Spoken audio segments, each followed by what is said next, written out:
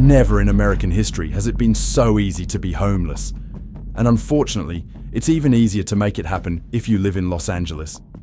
In less than 24 hours, thousands of people in the Angel City lost their jobs after just a short email. Families who once had a home now had to sleep in cars, under bridges, or crowded into makeshift tents. Fear of the future not only hung above their heads, but also covered the entire city that was once the promised land of dreams. The reason lies not only in the mass layoffs that are sweeping away thousands of jobs, but also in the budget crisis of more than $1 billion homelessness that has been strained for many years. All create an unprecedented spiral of crisis, pushing Los Angeles to the brink of a humanitarian crisis. In today's video, we're going to dive into how the wave of layoffs has pushed this city to the brink, and why not only workers, but all of Los Angeles are facing a nightmare unprecedented in American history. But basically, this is my second time in the past, I think 3 years, being laid off from, honestly, somewhat of a dream job. Perhaps you felt this too. The 2025 job market is becoming one of the toughest periods of decades. And those who were once important pieces of the puzzle that kept the city running are now gradually becoming the first to be left behind. Financial news reports continuously repeat the words deficit and cut. But few people expect that behind those dry words are letters of layoff falling straight into the hands of thousands of workers. In Los Angeles, this shock was present when the city government publicly announced a deficit of nearly $1 billion, meaning at least 1,600 employees had to prepare to leave their jobs and stable lives. Decisions are made quickly, shrinking public services, restructuring personnel, and deep cuts to the categories that are the backbone of the community. But the consequences dragged on for decades. The lives of seemingly stable people are now suddenly shaken as if standing on the edge of a cliff. What makes people most insecure is that they don't know where the record tax money they pay is actually being spent. While essential services were tightened, the most powerful agencies were given priority in injecting more budgets. At the same time, the crisis does not stop at the municipal level. Large and small businesses, from manufacturing, services to technology, all announced staff cuts, stopped recruiting, or even moved abroad to save costs. Some people shared that they were fired for unbelievable reasons. They supported the work-from-home policy. Suddenly, the office reveals cold political games where years of loyalty and dedication are worthless. Even the technology industry, once the pride of California, is now unstable in the face of this storm of mass layoffs. Microsoft, Amazon, Match Group, Chegg, CrowdStrike. All the top tech companies have cut thousands of jobs. In the first 5 months of 2025 alone, more than 50,000 technology employees lost their jobs due to AI, automation, cost-cutting pressure, and slow growth forecasts. A veteran IT employee recounted bitterly. "I opened my eyes, checked my email out of habit, and discovered I had been fired from a job I'd been with for 5 years. It's been 3 days, but I'm still in shock. I don't know where to go in this terrible market." The situation was so gloomy that many businesses decided to abandon Los Angeles altogether. People bitterly admit, in LA, you pay taxes at the highest rate in the country, but still have to live in a city engulfed in a homeless crisis. And so, families who used to be secure with 6-digit salaries are now also standing close to the edge of the cliff between keeping their roofs or having to go out to live. When they lose their jobs, they not only lose income, but also lose faith and hope. A few are forced to give up corporate America to start from scratch, trying to cling to their passion or start a business as the final way out. But not everyone has that opportunity. Most people, when they cannot find a way out, have only one path left: bring their whole life to the streets to survive. Every time the city of austerity, the wave of people falling into homelessness rises a few places. And now, victims are not just the weak who are poor or have no accumulated assets. That wave is sweeping away even those who once had status and were considered the safest and most stable. The We Are LA program's legal support to prevent evictions is still there. But will it be in time for thousands of people who are about to lose their ability to pay rent within the next few weeks? As the wave of job losses has not cooled down, the number of people without shelter is increasingly exceeding the ability to provide relief. We used to think that homelessness was just a problem for the losers, the marginalized. But now that fragile line is fading. And if the person who once kept the city prosperous and livable can now also be abandoned, is anyone truly immune to this wave of job loss crises? Decisions made on the conference table between spreadsheets and budget lines rarely leave a direct impact on decision makers. But on the cold sidewalks across Los Angeles, the consequences are undeniably present. Each cut, not just one job disappears, but a series of silent domino effects: unpaid bills, late rent, and finally, the apartment door closes forever for those who have just lost stable income. From the high floor of the City Hall, perhaps no one heard the final turn of the latch. But down the street, it was the opening sound of a dark chapter of life that no one expected to enter: homelessness. 2025 statistics recorded 72,308 homeless people in Los Angeles, down 4% from previous years. This number may sound positive, but the reality reflects a deeper seriousness.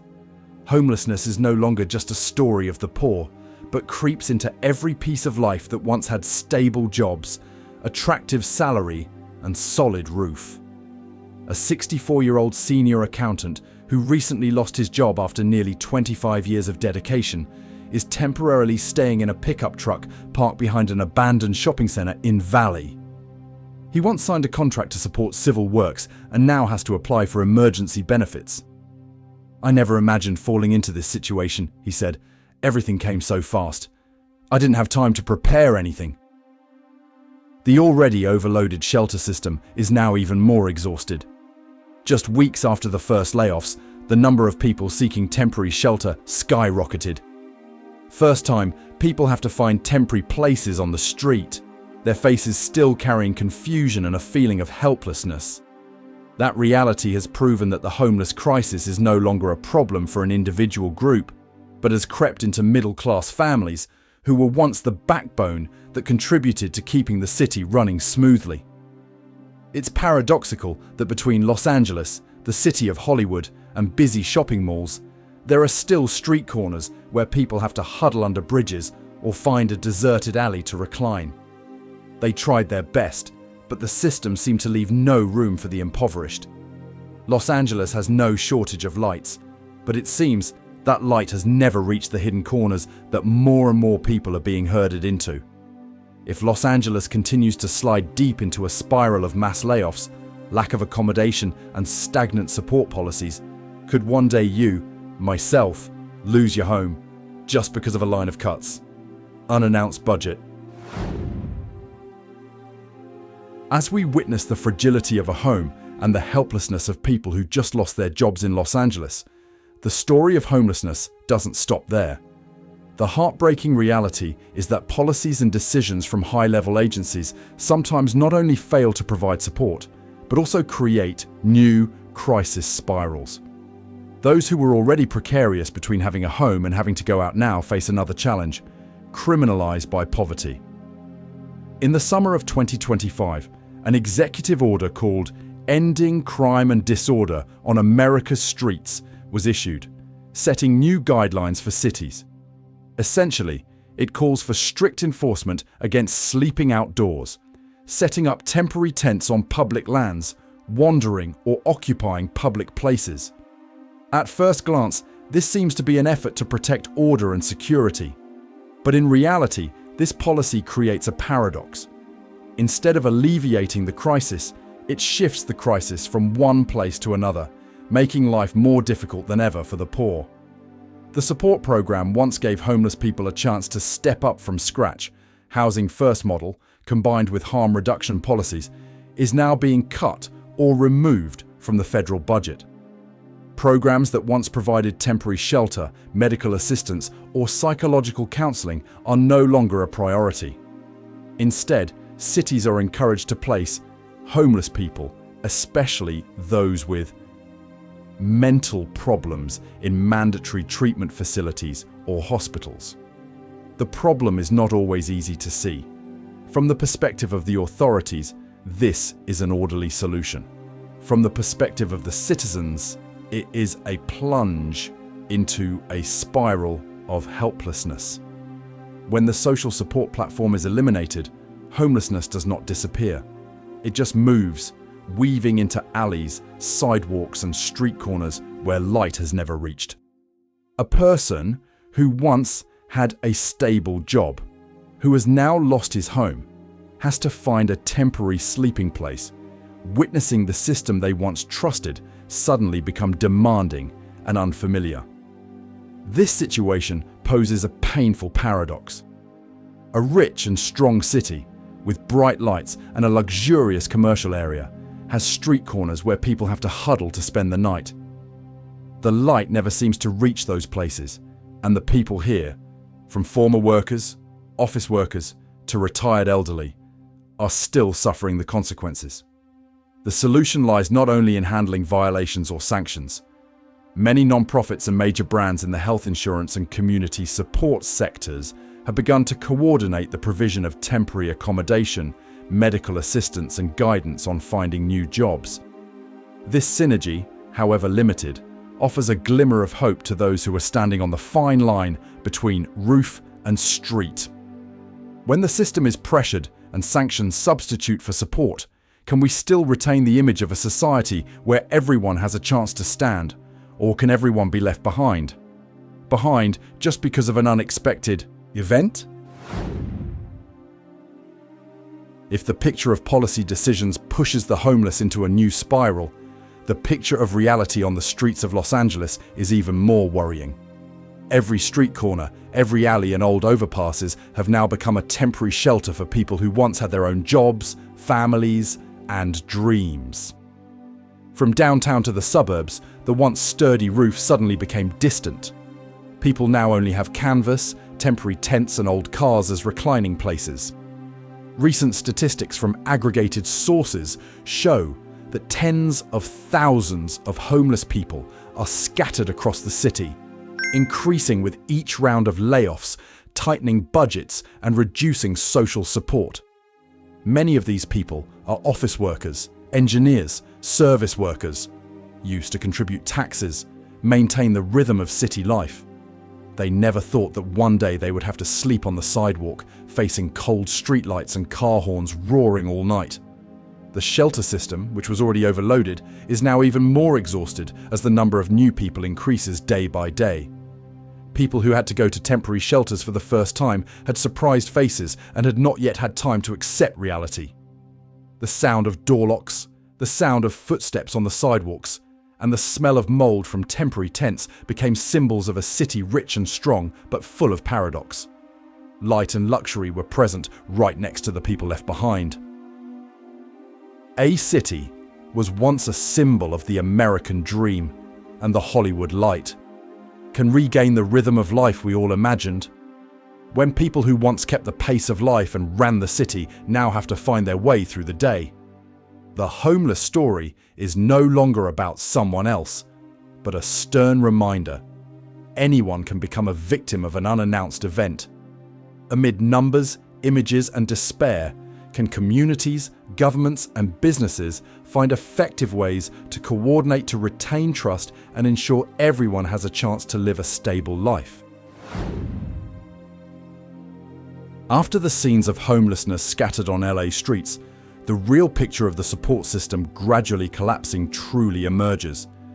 It seems that all previous efforts to save those who lost their jobs and homes were only temporary patches, not enough to resist the pressure from the wave of layoffs and consecutive budget cuts. People who once trusted shelters, legal aid funds, or welfare programs now feel out of place, as if the city has turned its back on the same citizens who contributed taxes and kept the city alive for decades. Many temporary shelter centers reported overcrowding. Emergency rooms are packed, with long lines of people lining up from morning to night, but still unable to meet demand. The staff who work here are also exhausted by the increased pressure, while additional resources often arrive late or insufficiently.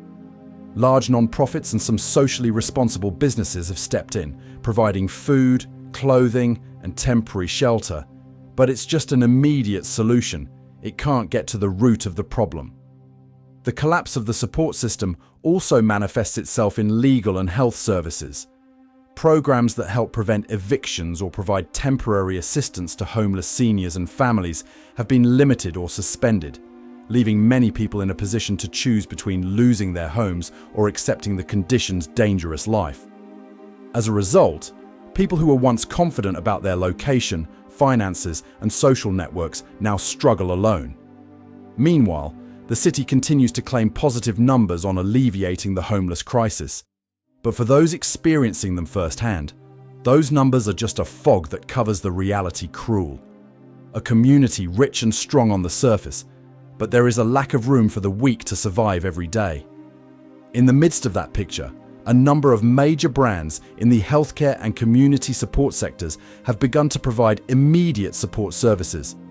From temporary accommodation programs, food, to medical support and psychological counseling. These efforts are a bright spot in the dark night, helping people somewhat retain their trust and chances of survival. Can the city's support system promptly adapt to protect the most vulnerable?